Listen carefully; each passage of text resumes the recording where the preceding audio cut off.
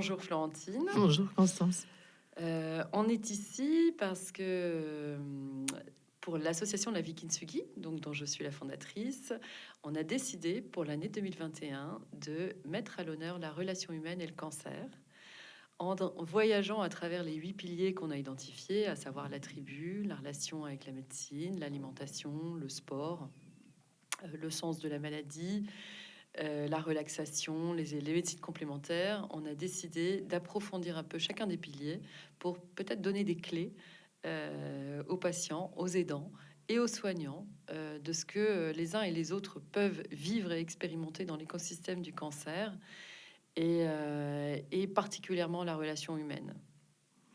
Parce que l'idée m'est venue après avoir accompagné une dizaine de femmes qui, chacune à un moment dans leur traitement, me disait j'arrête. Et quand on creusait un peu, soit c'était parce qu'il y avait une perte de sens, pas de lien, pas de personne pour qui vivre, soit parce que la relation avec le médecin ne se faisait pas. Donc on s'est dit qu'on allait explorer un peu tout ça et tu es Florentine Dolnoa-Wang, la première interviewée du mois de la tribu, donc le mois de janvier. Florentine, tu es la fondatrice de l'intelligence amoureuse. Tu es également mon amie. On s'est rencontrés il y a presque 18 ans maintenant, 18-19 ans. On habitait le même quartier. Je t'ai vu cheminer, devenir psy et devenir imagothérapeute, voire Madame Imago en France. Tu es la master chef du couple et de la relation amoureuse. Et j'aimerais que ensemble on puisse aborder la question du couple à travers le cancer, enfin le couple et le cancer, et donc la famille et le cancer. Mais peut-être que ce qui pourrait nous intéresser, c'est que tu nous dises comment est-ce que tu es passé des ressources humaines à la psychothérapie et au couple. Qu'est-ce qui t'a guidé? Quel est ton moteur Ouais, intérieur? le fil directeur, écoute, quand j'avais 15 ans, déjà, je disais à tout le monde, je serais psy. Et à 15 ans, j'avais envie d'être dans des services de soins palliatifs. En fait, j'avais ce truc chevillé au corps et tout le monde me disait n'importe quoi. Je suis quand même partie faire des études de psycho après le bac. Et comme j'étais une jeune femme intelligente, on m'a empêchée. Tu vas quand même pas faire ça. Et bon, de fil en aiguille, je me retrouve à Sciences Po en ressources humaines. Je commence une carrière dans les ressources humaines et j'attends mon premier enfant, Céleste, que tu connais, qui a 20 ans aujourd'hui. Et cette grossesse me permet de prendre contact avec quelque chose qui continuait à pousser, que j'entendais plus, mais qui était là, et me donne l'espace-temps pour dire, allez, j'arrête l'entreprise. Et j'ai fait des études, j'ai repris mes études. J'étais formée en gestalt thérapie. En attendant, mon couple cheminait tant bien que mal et on arrive, il y a une quinzaine d'années, dans une grosse crise. Une collègue me dit: «Tu devrais regarder, du côté de, avec Édouard, que tu connais, je vais faire un stage qui change notre vie». Et je décide vraiment de me spécialiser couple, parce qu'avec tout le chemin qu'on a fait nous pour nous, j'ai appris et je me suis passionnée et c'est devenu vraiment mon axe principal, de fil en aiguille. Et me voilà dans l'intelligence amoureuse. Conférencière, coach, enfin thérapeute, imagothérapeute, écrivain, auteur. Tu crées des produits aussi autour de la relation amoureuse. Enfin, t'as un panel d'activités assez large Oui, sur cette spécificité de la relation de l'homme et de la femme. oui, ben, en plus, là, le confinement cette année m'a poussée à trouver une autre façon de transmettre. Et j'ai démarré l'aventure en ligne. Donc, c'est vrai que maintenant, il y a beaucoup de propositions. Ouais. Ok. Alors, le sujet donc, qui nous intéresse, c'est la maladie et le couple. Toutes les personnes que j'ai accompagnées et toutes les personnes qu'on accompagne, à un moment ou un autre, nous expliquent que elles vivent ça, mais il faut pas le dire. Alors, elles peuvent pas en parler à leur conjoint, ou elles savent qu'elles vont quitter ce monde, mais elles n'arrivent pas parce que la relation peut être compliquée ou parce que tout n'est pas dit. Florentine, qu'est-ce qui se passe pour une personne qui apprend qu'elle a un cancer et qu'est-ce qui se passe pour un couple dont un des membres apprend qu'il a un cancer? Ouais. Ouais. Ou apprend qu'un enfant a un ou cancer. apprend qu'un enfant a un cancer. Le fil conducteur, moi, ce qui m'a le plus touché dans les accompagnements autour de la maladie, comme ça, pour le couple, c'est certains couples restent dans l'intimité. Et pour certains autres, il y a une rupture de l'intimité, c'est-à-dire jusqu'à quel point on partage et à reverso, à quel moment on arrête l'intimité autour de je suis terrifiée à l'idée de partir, je suis terrifiée à l'idée que tu meurs, je suis terrifiée à l'idée que tu souffres, j'ai peur de souffrir. C'est-à-dire que l'intimité, le fonctionnement du couple, euh, il peut rester magnifique et intense jusqu'au bout. Et parfois, ça a besoin d'être accompagné pour vraiment rester connecté.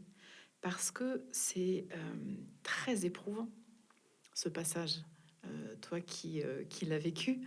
Hein, et il y a vraiment quelque chose où on pourrait se mettre dans une bulle pour moins souffrir. Et quand on se met dans une bulle, à chaque fois, ben, on s'éloigne de l'autre. Et il y a tout un travail, tout un chemin avec des allers-retours, avec des creux et des bosses sur définir, cadrer et conserver cette intimité. Quand je dis cadrer, en venant là, je me demandais ce que j'allais te raconter et m'est revenu un souvenir qui est de ma vie à moi, hein, de ma vie de toute jeune femme. Quand j'avais 16-17 ans, un de mes cousins germains, très cher, très proche, a déclaré un cancer. Et comme mes parents vivaient à la campagne, ils venaient beaucoup à la maison se retaper. Et puis, on était sa famille, quoi, tu vois, on était... et je me souviens d'une crise entre nous où, quand il arrivait, moi, je voulais savoir. Je voulais qu'il me raconte, je voulais qu'il me dise où il en était, est-ce qu'il allait mourir, est-ce qu'il allait survivre, est-ce que tu vois, 17 ans, toute cette fougue, toute cette passion, tout ce... Et c'était trop pour lui, qui était dans son processus de soins, qui était dans son... Et on avait, je sais plus comment ça nous est venu, mais je me souviens qu'on avait décidé que à la maison chez mes parents, il y a une rivière, il y a un pont sur la rivière, et c'était le pont où on en parle. Et qu'on n'en parlait pas comme ça, à bâton rompu, on est en train de se faire des tartines ou quoi, et alors au fait, t'en es où? Parce que tu vois, ça faisait une infraction psychique sur son monde à lui. Celui qui est malade, il a aussi besoin parfois de se protéger et de cadrer. Quand est-ce qu'on ouvre? Quand est-ce qu'on n'ouvre pas? Alors nous, à 17 ans, tu vois, on avait trouvé cet espace-temps, c'était le pont où on va parler. Et quand lui ou moi, on avait besoin, on disait, viens, on va sur le pont. Et on pouvait refuser l'invitation. Et c'est vachement précieux, même dans un couple, qu'il y ait des moments, qu'il y ait des rendez-vous. On en parle. Et puis, le reste du temps, on vit. C'est ce que tu dis, c'était pas mon couple, hein, c'était mon père qui était malade et ça me rappelle vraiment, ça me rappelle vraiment ce que je vivais avec lui. C'est-à-dire qu'à l'époque, mon père avait un cancer, il était malade à Lille. Moi, j'habitais Paris, je travaillais, je revenais le week-end quand je n'avais pas mes enfants. Et quand j'arrivais, j'étais dans mon énergie de bien vivante. Il était dans son énergie de malade. Et en fait, je restais très longtemps avec lui, je pouvais rester 7-8 heures avec lui. Et en général, c'est au bout de 7-8 heures qu'on était au diapason l'un de l'autre et que, poum, on avait un éclair de moments sacrés et magnifiques ensemble. Mais j'avais vraiment remarqué cette dissonance d'énergie. Et alors, dans un couple ou dans une famille, comment est-ce que tu dis on se donne rendez-vous, mais comment est-ce qu'on peut justement essayer de faire en sorte, on parlera de la communication après, mais essayer de faire en sorte que l'énergie à un moment elle puisse s'unir, parce que quand on est patient et qu'on est en traitement, on est fatigué, que quand on est dans la vie, bah, on regarde la personne qui est malade et on est saoulé. On peut être saoulé, on n'est pas saoulé, mais on peut être saoulé parce que on aimerait bien rester dans la vie et que la personne malade nous empêche quelque part d'être dans la vie. Et donc, comment est-ce qu'on peut trouver des moyens justement de se mettre au diapason l'un de l'autre? J'aimerais tellement qu'il y ait une recette magique. En fait, c'est ce qui me vient, c'est l'accordage et c'est questionner sans arrêt, attendre et sortir tous ses sens pour sentir. Et ce sera jamais deux fois pareil. Il y aura des moments où la connexion, elle va se faire comme ça. Il y aura des moments où il faudra 7 ou 8 heures, comme ce que tu racontes avec ton père, selon le niveau d'énergie, selon l'émotion qui est traversée aussi, parce que le cancer, ça fait arriver beaucoup de colère, ça fait arriver beaucoup de peur, ça fait arriver, il y a des moments aussi de grande joie. Et puis, quand on est en train de mourir, quand c'est parfois des dernières phases comme ça, il y a quelque chose d'extrêmement pur et intense Mm. qui peut se passer. Mm. Et dans mes accompagnements, c'est magique ces moments-là. Et c'est magique de préparer le terrain pour que ça puisse arriver. Et ça peut arriver si et seulement si il y a personne qui décide de se protéger de ses émotions. Alors, justement, on est câblé dans notre civilisation occidentale à se protéger de ses émotions et à protéger l'autre avant soi-même. Et typiquement, dans le cadre des enfants, et ça je l'ai vécu lorsque mon fils était malade, et je l'entends tous les jours dans les accompagnements, c'est je vais pas bien, mais je vais moins bien, moins mal que celui qui m'aide ou que celui qui est autour de moi. Et à contrario, quand on est aidant, on va pas tout dire parce qu'on a peur de rajouter à la souffrance de l'autre. Moi, j'ai souvenir d'un jeune que j'avais interviewé pour l'assaut qui m'avait dit il faut que je m'en sorte tout seul, je peux pas rajouter du stress à ma mère. Et récemment, j'ai accompagné une maman qui me disait je peux pas lui dire tout ce qui lui arrive à ma fille parce que ce sera trop pour elle. Et en même temps, bon là, pour le coup, mon job c'est de l'accompagner, donc je l'ai invité à cheminer. Mais toi, qu'est-ce que tu aimerais dire et quelles sont les clés de l'intelligence relationnelle du Ouais. coup et dans le lien proche? Ça me donne envie d'illustrer par un exemple. Un des accompagnements les plus extraordinaires et les plus bouleversants que j'ai vécu dans ma vie de thérapeute, c'est un couple qui avait perdu un enfant à 8 9 ans d'une leucémie. Et ils arrivaient 2 ou 3 ans après la perte de cet enfant et ils étaient complètement déconnectés. Ils en étaient à se demander s'ils allaient se séparer ou quoi. Et en les mettant ensemble, en les faisant communiquer, je m'aperçois que il y a tellement d'amour entre eux, mais qui sont sur des barques qui ont fait comme ça, comme ça, comme ça, comme ça. Et tout le travail de cette thérapie a été de les mettre l'un en face de l'autre et de les autoriser à ouvrir la poche de leur chagrin. Juste cette immense peine d'avoir perdu cet enfant. Depuis des années et des années, ils se protégeaient l'un l'autre de la douleur de voir l'enfant commencer à être malade, puis cheminer tout ce parcours de soins qui peut être quand même parfois très, très, très, très, très éprouvant, puis de le perdre et de l'enterrer. Et je les ai juste tenus ensemble à pleurer. Alors, on était trois à pleurer, hein. C'était incroyablement intense. Et ça a pu rallumer cette flamme entre eux, qui n'était pas éteinte, mais vraiment avec tout l'amour du monde, avec l'intention la meilleure, qui est je veux te protéger de ma douleur. C'est comme ça avait détissé les points de contact possibles entre eux, avec tout le reste des tuyaux qui se débranchaient, tu vois, et de les remettre dans cette intimité qui demandait le courage de passer par toute la douleur. Tu vois, créer un espace comme ça où je veux et je peux entendre toute ta douleur. Je veux et je peux entendre toute ta douleur et ta culpabilité et ta colère et vider ces deux abcès euh, pour que la connexion puisse se refaire. Tu vois, par amour, ils se protégeaient l'un l'autre de leur douleur au lieu de communier dedans. On a juste fait ça. Ça, ça me touche beaucoup ce que tu dis et ce qui résonne, c'est que j'ai interviewé un médecin un jour qui me disait en fait moi j'ai accompagné, j'ai suivi deux patients, le mari, la femme, qui étaient tous les deux atteints d'une maladie que je pouvais accompagner dans mon registre. Et en fait les deux m'avaient dit vous n'en parlez pas à ma femme. Incroyable. Donc les deux étaient, elles les avaient parfois dans la même journée en rendez-vous et ils étaient seuls avec leur. Alors c'était leur C'est choix, ça. mais il n'y avait pas de communication possible C'est ça. entre l'un et l'autre, tellement ils se protégeaient. C'est ça. Et alors, Et du coup, on est seul ensemble. ouais, on est seuls ensemble, c'est ça le. Et c'est ce qu'il y a de pire. Alors qu'il peut y avoir une telle intensité de connexion, on est capable d'entendre, de vivre et de rester en présence avec toute l'intensité de l'émotion.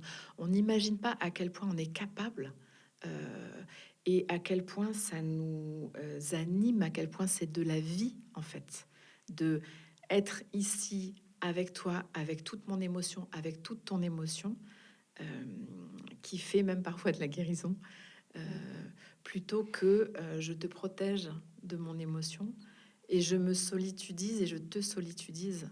Euh, c'est incroyable. C'est incroyable. Et ça, c'est avec la meilleure intention du monde. C'est vraiment de l'amour. C'est vraiment que de l'amour, tu vois. Oui, ça, je veux bien croire que ce soit typiquement, et on le voit particulièrement dans le cas des enfants malades qui protègent leurs parents. On apprend vite. Hein. Et qui, du coup, vont mieux, enfin, disent qu'ils vont mieux pour éviter de la souffrance à leurs parents. Oui. Alors, on a parlé des situations qui existent, et aussi difficiles soient-elles, quand une personne apprend un diagnostic difficile et qu'elle est en couple, qu'est-ce que tu lui recommanderais de faire, du coup, pour éviter de se solitudiser ensemble? Moi, je leur recommanderais de dessiner le chemin qu'ils ont envie de prendre, c'est-à-dire de borner, d'apprendre à partager sur leurs émotions. Et alors, Peut-être comment on fait quand on n'a jamais fait de partager sur ses émotions? comment on fait quand on n'a jamais fait? On apprend, on lit, on demande de l'aide. La kintsugi. La Vikinsugi, évidemment, évidemment. Mais ce genre de nouveau métier, ce que tu inventes là, c'est extraordinaire. C'est extraordinaire. Le monde en a besoin. C'est juste incroyable que ça n'ait pas existé plus tôt. Et je pense que peut-être avant, il y avait un côté plus naturel. Enfin bon, je vais pas rentrer là-dedans, mais il y avait une autre façon d'être en relation. Ah, moi, j'aime souvent dire que la Vikinsugi, c'est un peu la partie environnementale et culturelle du médecin de famille d'il y a 100 ans. C'est-à-dire que le médecin de famille connaissait les secrets, connaissait les traumatismes de la région, de la ville, la psychogénéalogie de la personne, et que du coup, elle avait une connaissance holistique de la personne et pas que de la maladie. Le médecin de famille, le prêtre, la communauté. Exactement. Tu vois, il y avait tout un microcosme. En fait, aujourd'hui, on est beaucoup plus éparpillé. Exactement. Et alors, du coup, on apprend à partager ses émotions. On construit un chemin ensemble. On se dit, voilà, on est ensemble dans cette galère, on va y aller, c'est ça? Oui, et puis en essayant de jalonner, qu'est-ce qui va être juste, à quel moment, en sachant que ça va évoluer. Mais par exemple, tu vois, quand je te parlais du pont de On en parle, que ce soit pas open bar. Tu vois, je rentre et j'ai envie de parler avec toi de ton cancer et de ton machin. Je te demande, est-ce que c'est un bon moment pour toi? Et si tu me dis non, c'est ok. Je vais pas faire la tête ou dire ouais mais tu te rends compte machin. C'est ok. Alors quel va être un bon moment? C'est-à-dire que On se donne des rendez-vous. on se donne des rendez-vous. On se donne des rendez-vous et c'est pas open bar, mais quand on ouvre grand, avec toute la possibilité, avec la possibilité de pleurer ensemble, avec la possibilité de crier ensemble, avec vivre, traverser, se laisser traverser ensemble. Et quand on est aidant, justement, alors j'entends bien que le chemin peut se faire à l'inverse. Moi, j'ai coutume de dire que l'aidant doit prendre soin de lui avant de prendre soin de sa personne malade. Comment est-ce qu'on peut l'aider à porter peut-être le couple plus que... Repose-moi ta question, je la comprends pas. Comment est-ce qu'on peut aider l'aidant et quelles clés on pourrait donner à l'aidant pour soutenir l'espace justement du couple et pour soutenir la relation de couple? L'aidant en tant que tiers, Les dents, non, ou en tant que le conjoint qui n'est pas malade. C'est Ok. le conjoint. Ouais, Le conjoint ou l'enfant ou le parent. L'aidant, évidemment, il faut qu'il continue à s'occuper de lui. Évidemment. Quelle que soit l'issue, en fait, de la maladie.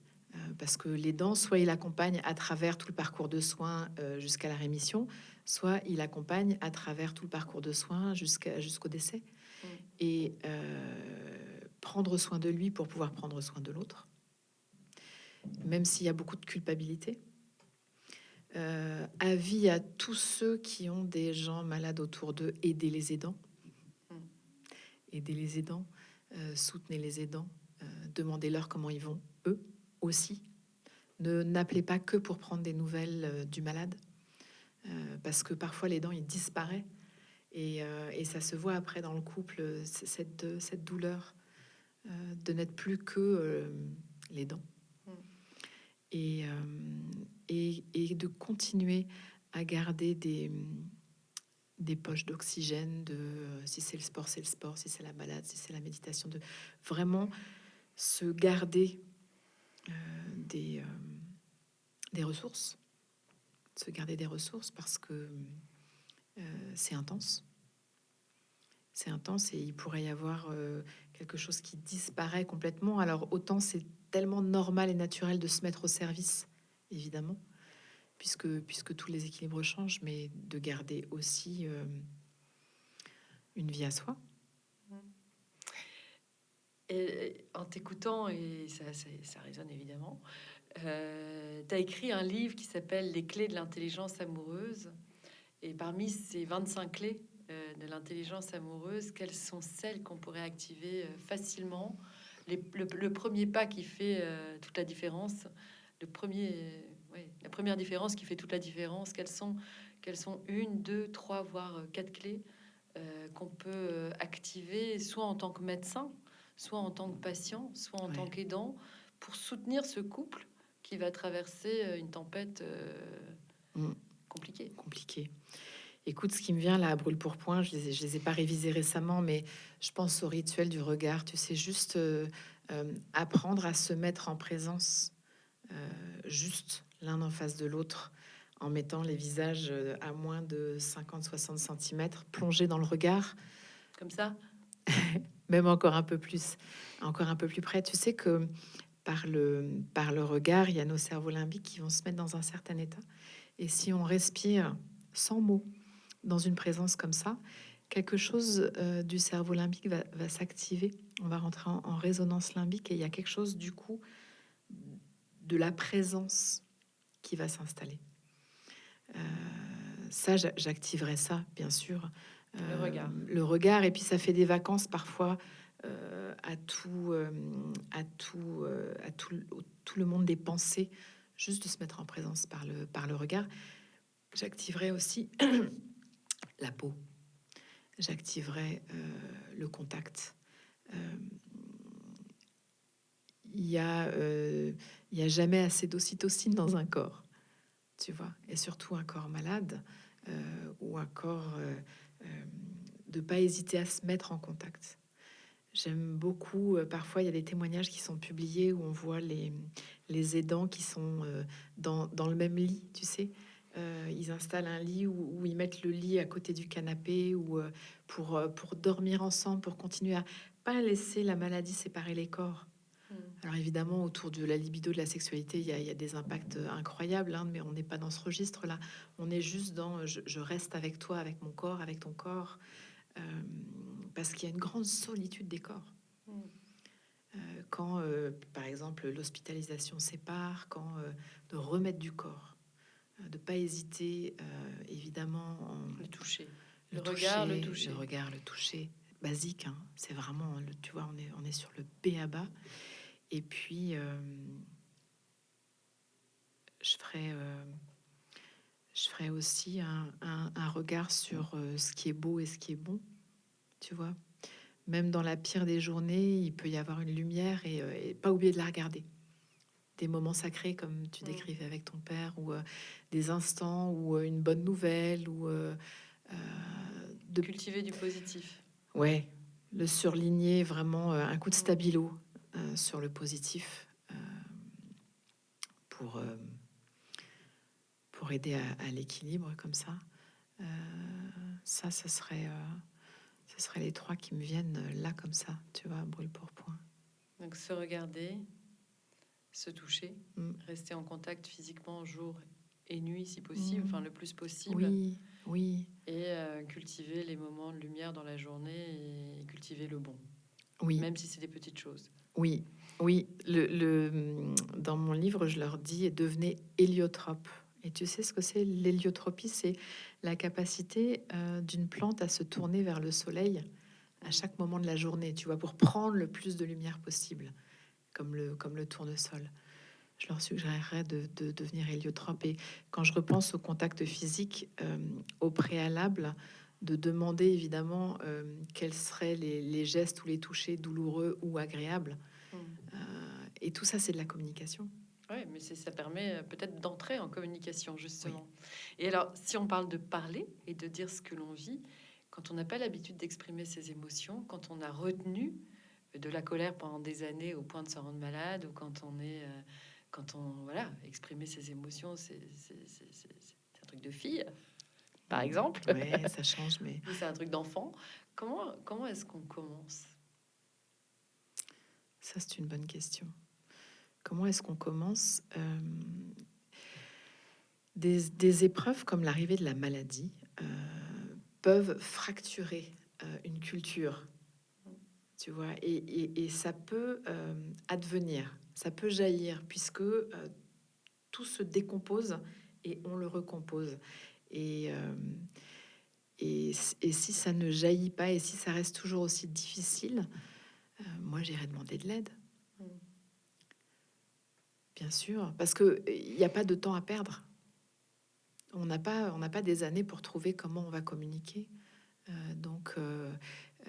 Il y a sûrement des tutos, tu vois, des bouquins, des gens, des professionnels qui sont là, Des assauts. Mm. des assos, évidemment, évidemment. Ouais. Ok. J'ai une question. Lorsqu'une rémission est annoncée, euh, tout le système de soins s'arrête, ou en tout cas s'organise différemment, peut-être plus lentement.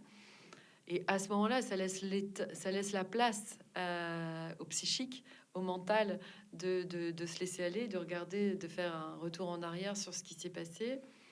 Mais c'est aussi un temps pour l'aidant, dans le couple ou dans la relation parent-enfant ou autre, où l'aidant, justement, lui aussi va lâcher. Et il y a une espèce d'équilibre entre je t'ai donné, je reçois, j'ai besoin d'aide parce que c'est moi qui vais mal aujourd'hui. Comment est-ce qu'on gère ça, cette Oui, période d'après? oui. Et ça peut être très, très, très puissant, très fort, hein, ce mouvement-là, comme un baby blues, tu vois. Je vois un parallèle avec Ah, moi, j'ai vécu un baby blues. c'est ça. Mon premier baby blues après 3 grossesses, clairement, Mmh. après la rémission de Martin. Mmh. Vraiment. Ça me rappelle encore une fois, j'aime bien illustrer des accompagnements que j'ai faits, un couple que j'avais accompagné où lui avait décidé à un moment qu'il souffrait trop, que c'était plié, et ils sont partis en Suisse. Tu sais, en Suisse, ils ont le droit de s'administrer il avait bu, apparemment, ça se passait, il avait bu une potion pour mourir et arrêter de souffrir. Et avant, ils avaient passé 15 jours. Alors moi, je suis pas allée là-bas, mais et ensemble, ils avaient tout réglé. Toute l'organisation matérielle, vider la maison. Lui, il voulait qu'elle s'installe dans un appart. Enfin, ils avaient tout fait à deux. Ils avaient fait tout ce chemin dans une intensité, dans une connexion. Il y avait une beauté, il y avait une puissance de leur rencontre à cet instant-là qui était stupéfiante. Moi qui étais aux premières loges comme ça, je me disais, mais incroyable. Un courage, une conscience, un niveau de conscience. Euh, Elle l'accompagne et je l'ai revue elle après pas mal et elle est avec lui et il boit son bol, il s'éteint, l'enterrement, encore un moment de à 100 à l'heure et puis pouf, plus rien. Mm. Je pense que en termes de connexion, ils avaient été dans ce qu'on peut faire de plus puissant, de plus incroyable, de plus et après, piou, plus rien. Tout est fait, tout est et il n'y a plus qu'à accueillir ce plus rien. Et oui, il peut y avoir de la dépression. Et oui, ça fait du vide, ça fait du comme une chute dans le vide, comme et oui, et oui. Et ça fait partie de la vie. C'est pour ça que Et en même temps, l'aidant a intérêt à semer des jalons, des ressources, continuer à s'occuper de lui, continuer à cultiver des intérêts, pas couper tout, pas laisser son boulot partir en vrille, pas parce qu'à un moment, il va devoir reprendre sa vie. ouais, là, on parle du cas du décès, mais dans le cas d'une rémission, en l'occurrence, moi j'ai en tête un couple où la compagne a accompagné son amoureux tout le temps de la maladie, au point de tout lâcher, justement. Mm. Et l'année d'après, elle a repris sa vie. Elle-même, après la rémission, a complètement craqué. Et c'est l'amoureux qui l'a Qui a soutenue. pris le relais. Qui l'a Magnifique. soutenue. Et là, je les vois aujourd'hui de temps en temps. Et effectivement, il y a une forme d'équilibre qui s'est instaurée, comme si j'ai donné, j'ai reçu, j'ai été mal, j'ai reçu. Enfin, Ouais, c'est très beau, ce scénario. Sans compter que la maladie étant c'est quelque chose aussi, elle va profondément bouleverser le survivant comme l'aidant dans son rapport à la vie, la mort, le sens. Qu'est-ce que je fais de ma vie? Est-ce que je continue dans ce boulot? Est-ce que très souvent ça fait des transformations incroyables, comme le burn-out d'ailleurs. Mm. Tu vois, ça Comme va tous les venir chocs de vie. Ouais. comme tous les chocs de vie. Mm. Et, et ça peut être magnifique. Euh, Quand les gens embrassent cette proposition de la vie, quelle que soit l'issue, en fait, ce serait ça l'invitation, ce serait embrasser. Fuyez pas ni vos émotions, ni la douleur, ni la colère, ni le rester ensemble avec. Ça va faire son travail, ça va faire son chemin, ça va, ça va Le plus éclore. dur, finalement, ce serait de s'isoler, de rester isolé dans la situation. Je connais la réponse, mais j'ai envie de l'entendre de ta bouche. C'est extrêmement éprouvant. Et puis on connaît tous, tu sais, des gens qu'on a perdus qui ont jamais voulu en parler. Mm. Euh, la caricature, c'est la personne qui veut même pas dire au revoir parce qu'elle voit, elle regarde pas et que toi tu es là avec elle et tu peux pas dire tout ton amour et tu peux pas dire au revoir. C'est comme tabou. C'est comme je peux pas te rencontrer. Je sais que tu vas partir et je peux encore pas te rencontrer. C'est peut être magnifique des adieux. Donc, si on parle de la rémission, euh, comment est-ce qu'un couple se reconstruit ou comment est-ce qu'un couple continue à avancer quand pendant plusieurs mois, voire plusieurs années, il y a eu un patient, il y a eu un aidant qui était là pour l'autre et qu'après il y a ce temps psychique post-traitement à vivre à la fois pour le patient, à la fois pour l'aidant, où toute la pression, toute l'organisation retombe. Comment, comment est-ce qu'on gère la reconnaissance infinie du patient envers l'aidant? Comment est-ce qu'on gère la chute de pression pour l'aidant et le patient?